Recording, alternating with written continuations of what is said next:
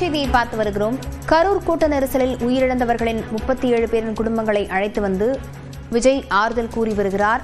மாமல்லபுரத்தில் உள்ள விடுதியில் உள்ள அரங்கில் குடும்பத்தினரை சந்தித்து தாவேகா தலைவர் விஜய் ஆறுதல் கூறி வருகிறார். இது குறித்த விவரங்களுடன் செய்தியாளர் செந்தில் ராஜா இணைந்திருக்கிறார். செந்தில் ராஜா, விவரங்களை பதிவு செய்யலாம்.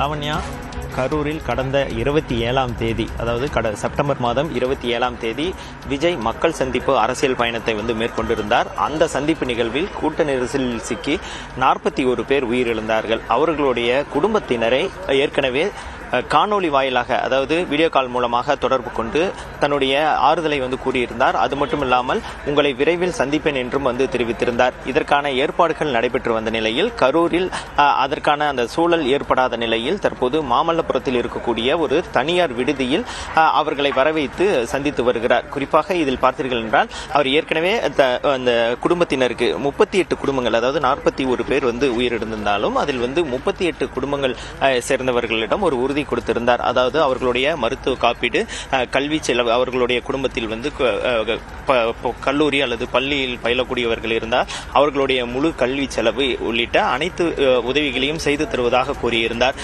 தற்போது அந்த விஷயத்தை அந்த நேரில் இருக்கக்கூடிய இடத்தில் ஒவ்வொருவரிடமும் ஒவ்வொரு குடும்பத்தினரையும் சந்தித்து வருகிறார். அவர் அரங்கில் ஒவ்வொரு குடும்பமும் தனித்தனியாக அமர வைக்கப்பட்டிருக்கிறார்கள். அவர்களை நேரடியாக சென்று தன்னுடைய அந்த உறுதிமொழியை கூறி வருகிறார். லாவண்யா,